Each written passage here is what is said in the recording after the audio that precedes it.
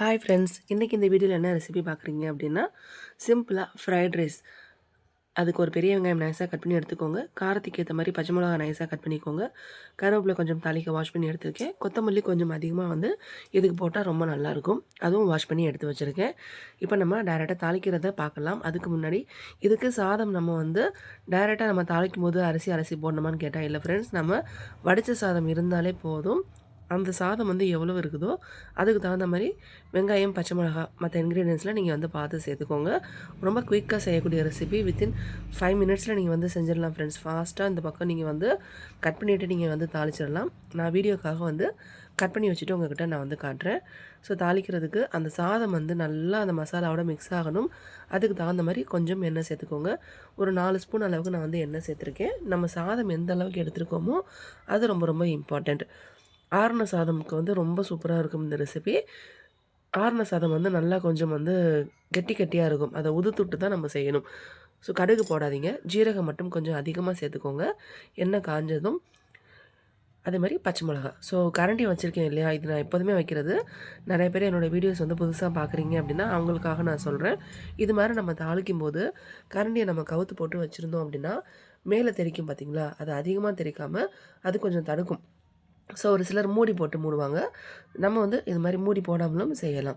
இப்போ மிளகா லேசாக அந்த வறுத்து வரும் பார்த்தீங்களா, வெள்ளை கலரில் தெரியும் வறுத்து வர்றது. அந்த ஸ்டேஜில் வெங்காயம் சேர்த்துக்கோங்க. மிளகா நல்லா கோல்டன் கலருக்கு வறுக்காதீங்க. அப்படி நீங்கள் கோல்டன் கலருக்கு வறுத்துட்டு வெங்காயம் போட்டிங்க அப்படின்னா வெங்காயம் வதங்குறதுக்குள்ளே மிளகா கருகி போயிடும். ஸோ அந்த மிளகா நம்ம கடித்து சாப்பிடும்போது டேஸ்ட்டு ரொம்ப சூப்பராக இருக்கும். அதனால் பக்குவமாக வறுத்துக்கோங்க. வெங்காயம் நல்லா கோல்டன் கலருக்கு வறுத்துக்கோங்க. கருவேப்பிலையும் வெங்காயமும் சேர்த்து போட்டாச்சு.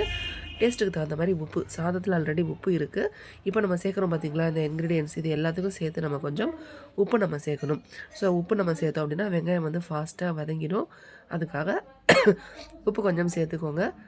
இதில் நீங்கள் லோ ஃப்ளேமில் வைக்கணும்னு இப்போதைக்கு அவசியம் இல்லை. ஹை ஃப்ளேமில் வச்சுட்டே நீங்கள் கொஞ்சம் நல்லா வதக்கி விடுங்க. கோல்டன் கலர் வந்தால் நமக்கு சூப்பராக இருக்கும் கடித்து சாப்பிட்றதுக்கு. இந்த ரெசிபியெல்லாம் பார்த்தீங்க அப்படின்னா உங்களுக்கு இன்ஸ்டண்ட்டாக செய்யக்கூடிய ரெசிபி. நம்ம வீட்டில் சாதம் இருக்கும், குழம்பு முடிஞ்சிருக்கும், எங்கேயாவது வெளியில் போயிட்டு வந்திருப்போம், இல்லை அப்படின்னா நமக்கே உடம்பு சரியில்லாமல் இருக்கலாம். அந்த டைமில் குழம்பு வைக்க டைம் இல்லாமல் இருக்கும். ஸோ அந்த மாதிரி டைம்லலாம் குயிக்காக நம்ம செய்கிறதுக்கு கொஞ்சம் திங்க் பண்ணுவோம் இல்லையா, அதுக்கு இது அடாப்டான ரெசிபி. அதேமாதிரி லஞ்ச் பாக்ஸுக்கெல்லாம் என்ன கொடுக்கணும் அப்படின்னு ஒரு சிலர் தெரியாமல் இருப்பாங்க. ஸோ அவங்க கூட இதை நீங்கள் யூஸ் பண்ணிக்கலாம்.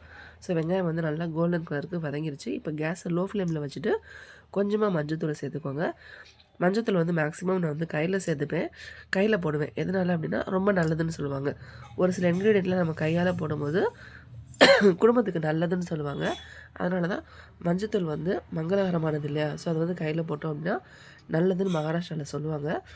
ஸோ சம்டைம்ஸ் நான் கையால் போடுவேன்.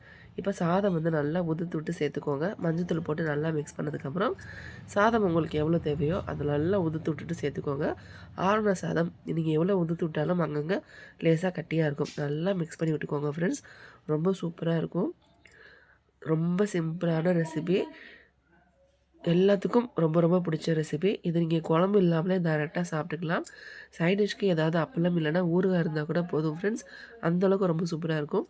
நல்லா மிக்ஸ் பண்ணி விட்டுட்டு ஒரு நிமிஷம் மூடி போட்டு வச்சுக்கோங்க. That's all. So recipe ready ஆகிடுச்சு உங்களுக்கு. இது நமக்கு வெந்த சாதம் தான். இது நம்ம ஏன் ஒரு நிமிஷம் மூடி போட்டு வைக்கிறோம் அப்படின்னா நமக்கு அந்த மசாலாலாம் சேர்ந்து நமக்கு அதோடு சேர்ந்து நல்லா மெர்ஜாகி வரணும். அதுக்காக தான். ஸோ சேர்ந்து இருக்கும்போது நல்லா உதிரி உதிரியாக வரும். இப்போ நமக்கு சூடாக இருக்கிறதுனால கொஞ்சம் அந்த பிசுபிசுப்பு தன்மை இருக்கும். கொஞ்சம் கொஞ்சம் ஆறும்போது ஒரு நார்மல் ஸ்டேஜ் வரும் பார்த்திங்களா, அந்த ஸ்டேஜ் வரும்போது நல்லா உதிரி உதிரியாக இருக்கும். சூப்பராக இருக்கும். கடைசியாக கொத்தமல்லி நல்லா அப்படியே மலைசாரல் மாதிரி தூவி விட்டுட்டு அதிகமாக சேர்த்திங்கன்னா ரொம்ப சூப்பராக இருக்கும். உங்கள்கிட்ட இருந்தால் சேருங்க, இல்லைனா ஆப்ஷனல் தான். ஸோ இருக்கும்போது நல்லா யூஸ் பண்ணிக்கோங்க ஃப்ரெண்ட்ஸ். அவ்வளோதான் ஃப்ரெண்ட்ஸ். இந்த ரெசிபி பிடிச்சா மறக்காமல் லைக் பண்ணுங்கள், ஷேர் பண்ணுங்கள், கமெண்ட் பண்ணுங்கள், சப்ஸ்கிரைப் பண்ணிவிட்டு பக்கத்தில் இருக்க பெல் பட்டனை ப்ரெஸ் பண்ணுங்கள். அப்போ தான் நான் போடுற வீடியோஸ் நீங்கள் உடனே பார்க்கலாம். டேஸ்டியான சிம்பிளான ஃப்ரைட் ரைஸ் ரெடி ஆகிடுச்சு. தேங்க்ஸ் ஃபார் வாட்சிங்.